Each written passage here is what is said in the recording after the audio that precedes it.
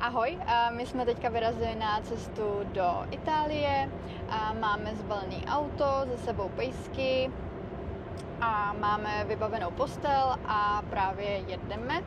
Začali jsme teda tím, že jsme zjistili, že si přítel nevzal řidičák, ani peněženku, ani občanku a nic, takže jsme se vraceli, takže teďka je 8 hodin a jsme teprve někde za Vídní, ale to doženeme. Cesta z Olomouce do Dolomit na nějakých 7-8 hodin. Pejsky teda míváme takhle vzadu, vím, že to není ideální, není to pro ně nejbezpečnější, bohužel jsme neměli jako jiný řešení, ale určitě mě na to nemusíte upozorňovat, vím, no, co nadělám. Tak, jsme u Lago di Braies a měli jsme strach, že tady bude hodně lidí a je to tak. Je teďka 5:30 a i tak je tady fakt jako plno. Kolem Lago di Braies vede krásná procházka, cca 4 km asi na hodinku, víceméně po rovině. Obejdete si celý jezero dokola, vidíte ho z více různých úhlů a dá se tam právě sednout, číst si, odpočinout si. Tady takhle na tom začátku je nejvíc lidí, ale pak, když jde člověk dál a dál, tak to trošku ubývá. A určitě doporučuji spíš jako v pozdních hodinách a nebo brzo ráno. A přes den si myslím, že tam bude fakt hlavně přes léto a přes sezónu opravdu hodně lidí. Ale je to určitě fajn, stojí to za to, parkování samozřejmě musíte zaplatit, jsou tam parkoviště blíž, ty jsou dražší, potom parkoviště trošičku dál, ty jsou zase levnější. Parkoviště přímo u Lago di Braies stojí 15 € na den a my jsme stáli na P2, která stála 7 € za den. Večer jsme spali na parkovišti u Lago di Misurina a bylo to takové nádherné louky, kde se proháněly koně z hříbátky a tak jsme to tam prostě zakempili a byla to klidná noc, celkem v pohodě.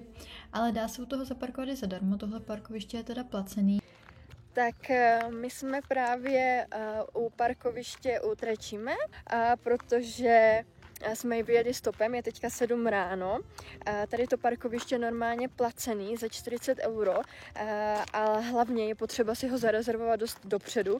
A teďka to bylo úplně plný i na příští týden, což my jsme samozřejmě neudělali, takže jsme chtěli jít pěšky, ale to je nějakých 500 metrů převýšení, nějakých 2 až 3 hodiny určitě. A to už bychom sem dorazili později. A ono má být dneska hrozně horko, nějakých 30 stupňů, takže jsme fakt rádi, že jsme tady dřív už těch 7 ráno, protože i pro pejsky by to bylo jako náročný. A teďka vlastně můžeme vyrazit na ten okruh kolem Trecime a je tady úplně nádherný výhled. Koukejte na to.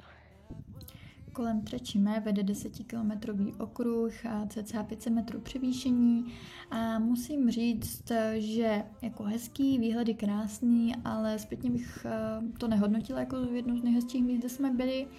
Určitě jsou místa, které se nám líbily víc, byly takové zelenější a ta krajina byla členitější a hlavně asi já mám ráda prostě tu zeleň. Tady to bylo na nás hodně takové skalnaté až trošku vyprahlé, takže já bych asi třeba to parkoviště jako si znovu za těch 40 € jako nezaplatila a jsem ráda, že jsme to vyjeli stopem. Ale je to ikona Dolomit, takže myslím, že jednou za život to určitě jako stojí za to vidět. Tak a teď už scházíme k Lago di Misurina. Odpoledne jsme u Lago di Misurina dali už jenom odpolední odpočinek s knížkou, nějakou svačinkou u jezera a pejsci se tam okoupali, no. Bylo to fajn. Asi jsem se spájala. Super.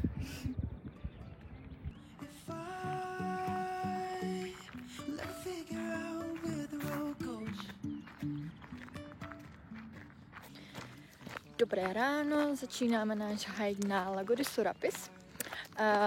My jsme tady byli, je teďka 6:48, takže fajn. My jsme tady byli už v půlce září a bohužel se strašně pokazilo počasí a začalo tady sněžit a mrznout a fakt tady bylo jako pod vodem mrazu a bylo to hrozný a ta cesta byla celá zabahněná a pejsci potom byli celý od bahna a bylo to takový jakože nic moc, ani vlastně nesvítilo sluníčko, takže i to jezero tak jako nevyniklo. Takže jsme si říkali, že to dneska zkusíme znovu. A má kolem 1 nebo odpoledne přijít bouřky odpolední, takže doufáme, že to stihneme. Tak uvidíme. 6:53 a máme první problém, jsme zablokovaní krávama. Pozor, jdeme!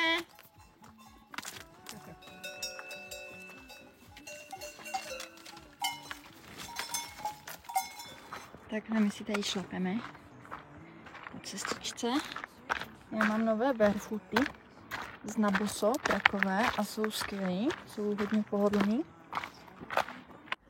K Lago di Sorapis bohužel to není okruh, je to cesta tam a zpátky 12 km a 720 metrů převýšení, ale je to tak jako rozprostřený, není to jako zase tak náročný, hlavně když to není extrémně bahnitý. A jsme určitě rádi, že jsme si to jako zopakovali i v hezkým počasí, hlavně za toho sluníčka ta modrá v tom jezeře vynikne úplně jinak.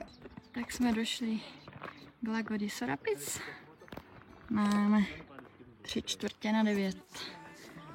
Je tady pár lidí a barva je nádherná.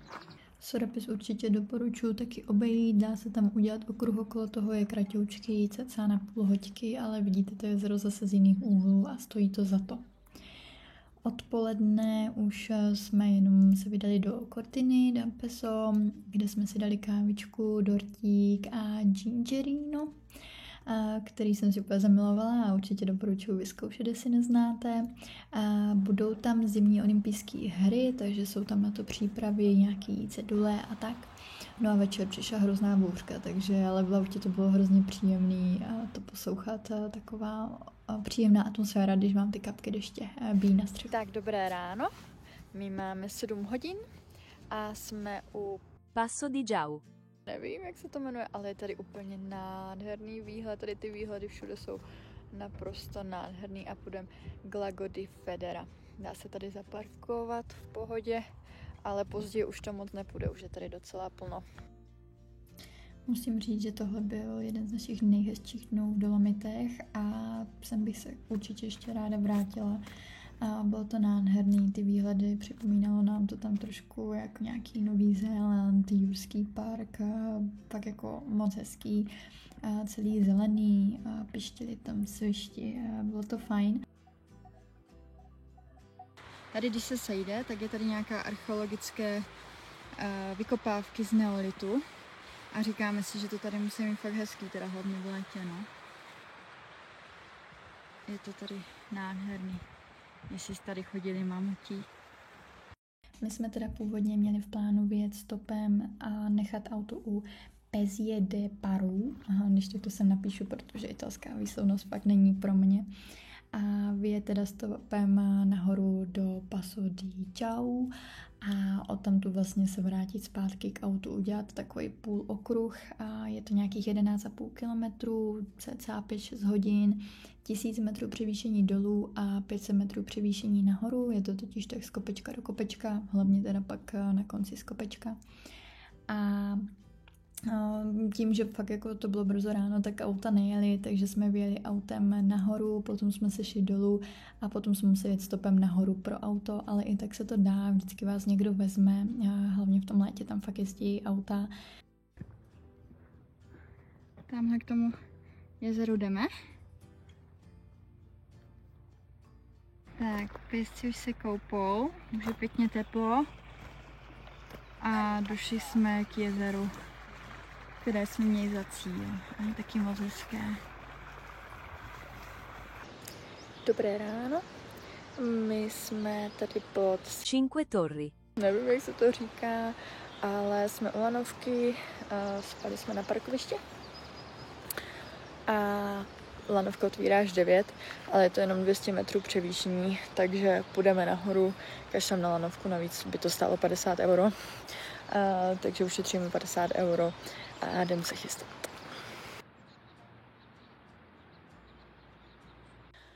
Jinak my tady vždycky se snažíme vyrážet co nejdřív. A teďka máme nějakou 6:30, protože nejpříjemněji teďka je zrovna 12 stupňů, což je na hike do kopce ideální, ale odpoledne už to bývá tak kolem 25 a na slunku možná i víc, takže je to lepší brzo. I kvůli pejskům, těm to taky víc vyhovuje takhle brzo, no. A taky hlavně pak nejsou tam lidi. Třeba teďka tady se vlastně první lanovka rozjíždí až v 9 hodin ráno a my tam budeme, doufám, že dřív. Teďka se teda přítel vrací pro boty, takže doufám, že dřív. A měli bychom tam být sami, takže uvidíme.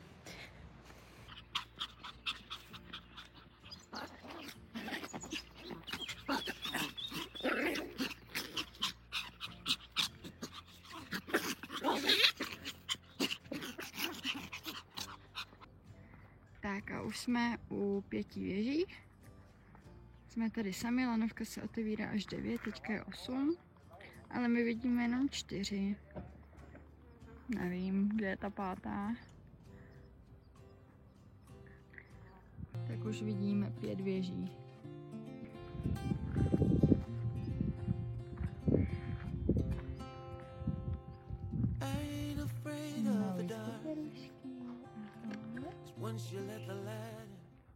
My jsme šli z parkoviště k 5 věžím a potom jsme udělali okruh kolem těch 5 věží a vrátili se zpátky na parkoviště. A bylo to docela krátký, fakt to bylo jenom 400 metrů nahoru, 400 metrů dolů a nějakých 7 kilometrů cca na 3 hoďky. Takže znovu bych si to klidně nějak víc ještě protáhla. Tady se natáčí nějaká reklama. Jo. Myslím, že Mafinka se rozhodla, že bude taky v reklamě. Všude se tady prochází zákopy z první světové války, kdy tady bojovali mezi Rakouskem, Uherskem a Itálií. Jsou tady takové informační cedule a fotky, ale popravdě to není nějak jako moc zajímavý. Je to jenom přeložený z té doby, ale je to tady jako zajímavý, že se na takovém místě postaví lanovka a sjezdovky. A přitom tady lidi umírali, no, ale je to tak. Tak my už jsme došli na parkoviště, tady se stojí řada a parkoviště je úplně plný. Tak teďka jdeme k Lago di Limites a je to taková procházka od parkoviště nějaký kilák a půl. Jenom na odpoledne.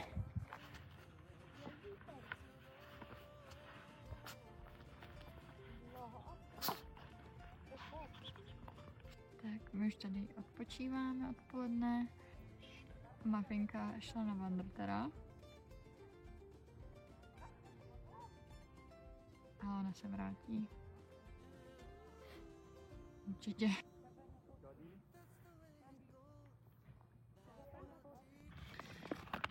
Jíme tady ty banánky v čokoládě z Brain Marketu a jsou hrozně dobrý, ale ono všechno z Brain Marketu je dost dobrý. Ještě jsem nenašla nic špatného. A no, když tak slevový kód nemám 10.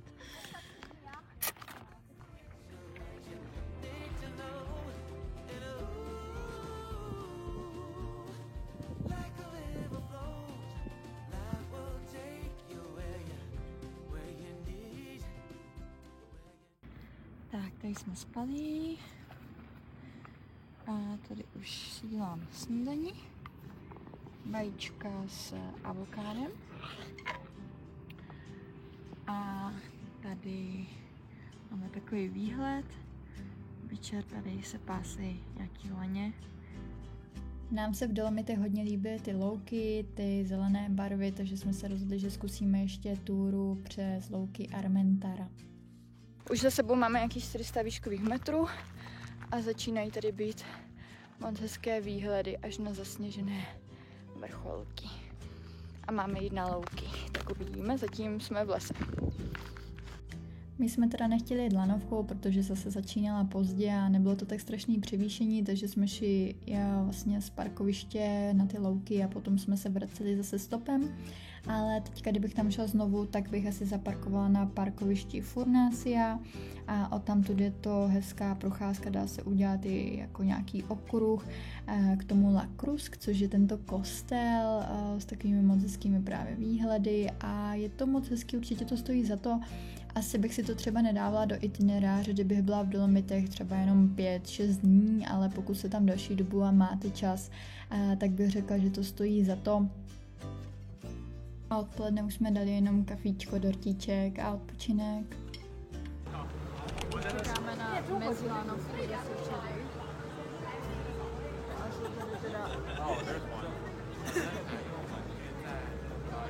Tak jsme na Sečedě, tady je. Jsou tady celkově nádherný výhledy, je to tady moc hezký. Je tady teda hodně lidí. Doporučuje se jet sem odpoledne, ale to jsme zase nechtěli jako jet v největším horku.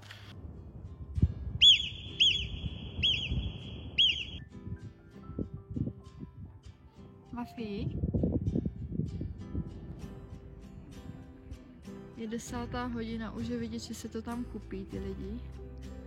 Ale snažíme se tam utéct, ale je to tady fakt hezký.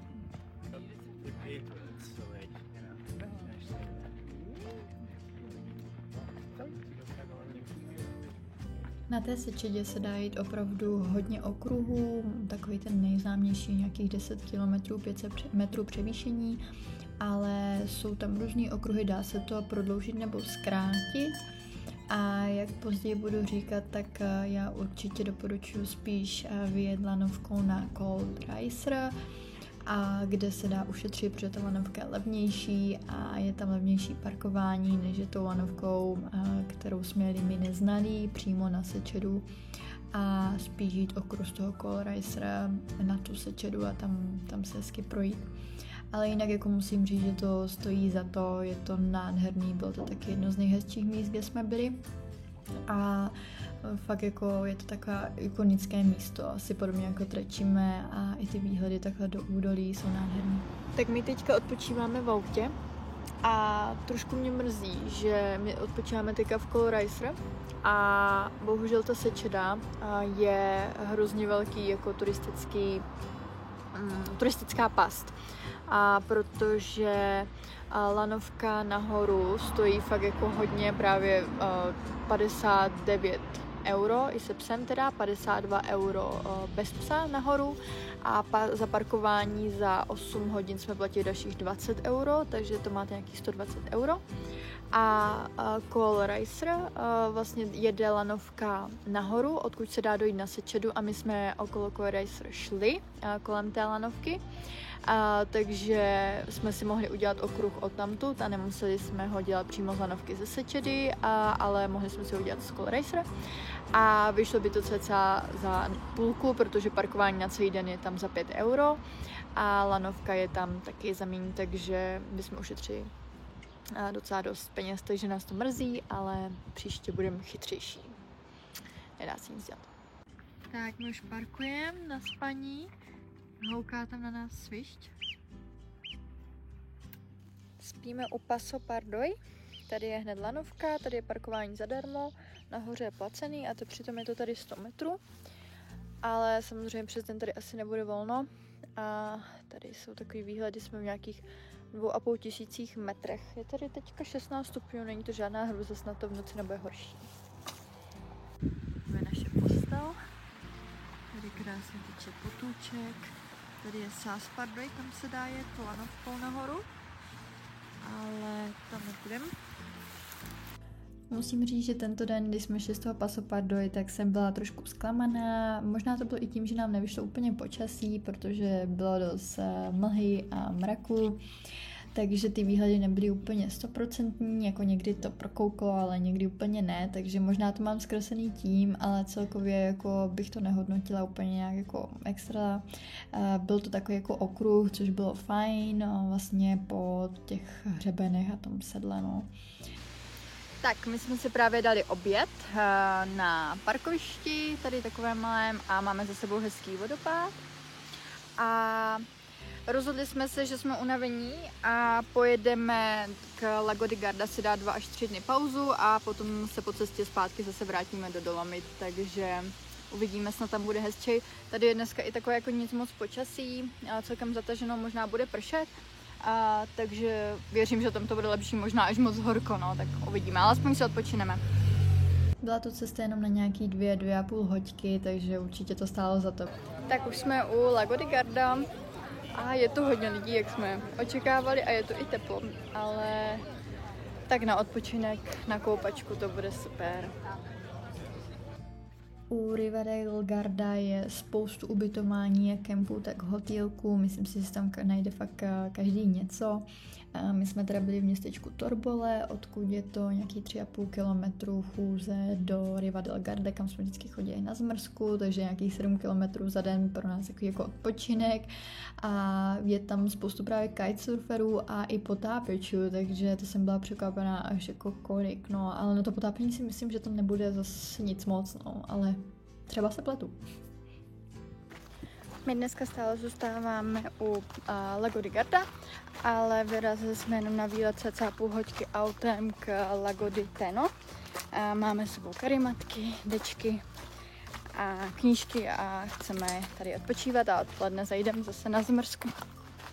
To Lago di Teno se dá celý obejít, je to taky nějaký 3-4 kilometry přes takový jako zajímavý most a na koupání super, je to taky krásně čistý, ale jinak si myslím, jako, že není to jako nic zase tak jako úplně extra, co bych jako musela doporučit, ale když jste v Lago di Garda, tak to asi stojí za návštěvu. Tak my jdeme z naší dopolední procházky, kam chodíme tady tou cestičkou takovou hezkou z jednoho městečka do druhého na zmrzku. Dneska je třetí poslední den našeho odpočinku a odpoledne už se budeme, nebo večeru se budeme přesouvat do hor zpátky na treky. A moc se nám tady u Lago di Garda líbilo, bylo to fajn místo na odpočinek. Tak vaříme v kempu, dělám francouzskou polévku s párkem a potom bude kůře na paprice actual kuřetem, co máme konzervované od Ivové mamky. Takže kuřecí prso a k tomu těstoviny. A prší nám a pěkně se ochladilo jako sa, takže potom skočíme do sprchy a potom pojedeme.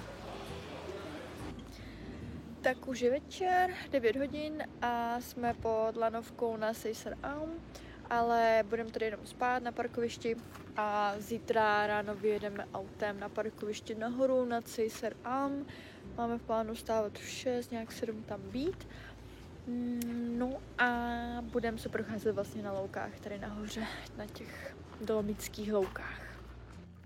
Tak máme 8 ráno a už jdeme trek kolem těch tady dolomických luk Seiser Alm a vypadá to hezky. Máme naplánovaných nějakých 14 km a jenom 400 metrů převýšení, takže by to mělo být v pohodě. A stáli jsme na parkovišti P1, kde se platilo 15 euro.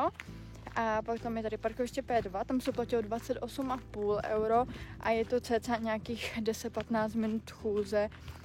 Takže podle mě jako se to vyplatí, ale do června to bylo zdarma a od června je to za 15 euro. Takže tak.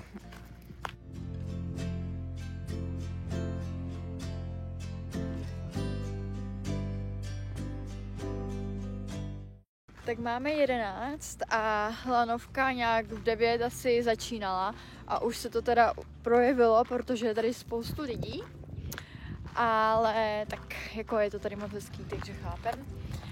No a taky se dost ochladilo teda. Teďka bylo nějakých 7 stupňů, maximálně má být 13. Výhledy na Sečeru.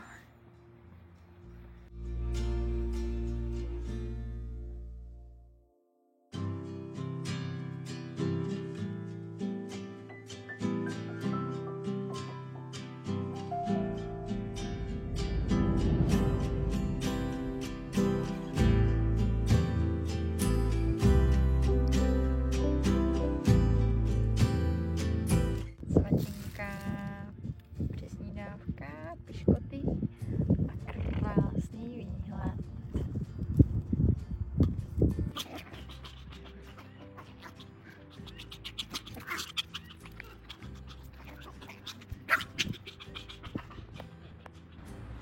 Děláme oběd, teďka jsem měla maču Máme písmenka s trochou vody. No. Tak jsme na parkovišti a bude 7 ráno a půjdeme na Adolf Munkel Trail a jsou 3 stupně, takže se brutálně ochladilo. No. Ten Adolf Munkel Trail má nějakých 9,5 kilometrů okruh, 400 metrů převýšení. Jako je to hodně známý, je to mezi těmito místy. Musím říct, že ty výhledy jako byly fajn, byly hezký, ale byly třeba na nějakých 2-3 místech, jako ty hezký výhledy. A jinak jako se tak šlo jako nahoru do kopce, dolů z kopce.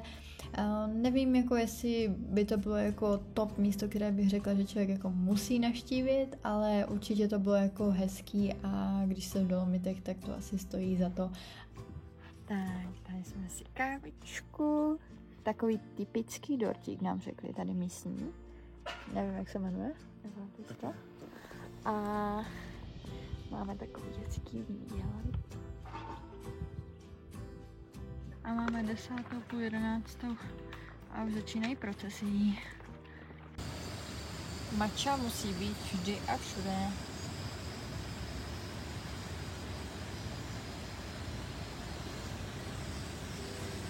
You cannot tell me what is in my heart.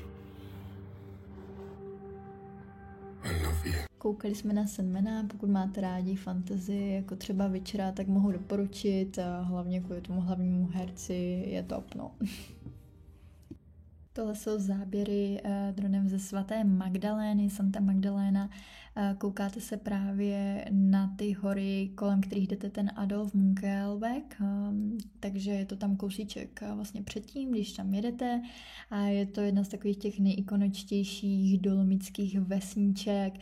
Je tam hezká taková odpolední procházka, můžete si to natáhnout jak chcete, třeba 2, 3, 4 kilometry, podle toho, na jaký výhledy chcete jít.